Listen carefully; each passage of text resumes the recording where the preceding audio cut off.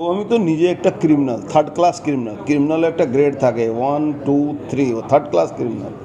ক্রিমিনালদের থেকে টাকা নিয়ে তাদেরকে সিকিউরিটি প্রোভাইড করার জন্য পুলিশ কমিশনার থানাদেরকে দিয়ে রিপোর্ট করিয়ে তাদেরকে সিকিউরিটি পাইয়ে দেয়।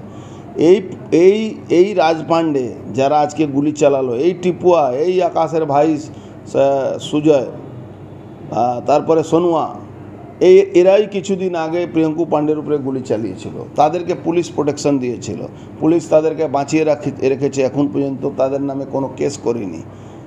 এরাই আজকে গুলি চালিয়েছে। আসলে কি আছে?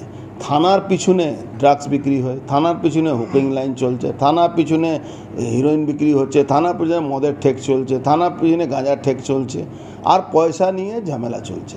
আজকে এই আকাশ প্রসাদ পিটিয়ে মেরেছিল পাবলিক, মহিলাদের উপরে বলাৎকার করা থেকে নিয়ে, মহিলা পাচার থেকে নিয়ে, শিশু পাচার থেকে নিয়ে, তখন তাকে পাবলিক পিটিয়ে মেরে দিয়েছিল।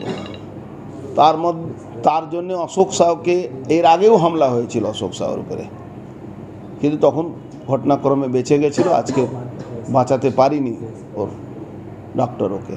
কিন্তু কারা মারলো? তৃণমূল মারছে। তৃণমূল কে মারছে? কেন মারছে? ভাগ বটরা। কে সোমনাথ শ্যাম কত টাকা নেবে, পার্থভূমিকে কত টাকা দেওয়া হবে, থানা কত টাকা নেবে, থানা থেকে পুলিশ কমিশনারেটে কত টাকা যাবে, পুলিশ কমিশনারেট থেকে অভিষেক ব্যানার্জির কাছে কত টাকা যাবে। এই পুলিশ, এখানকার পুলিশ কমিশনার বা ডিসিপি, এরা তৃণমূলে যারা গুন্ডাদের মঞ্চে বসে উত্তরই পড়ে।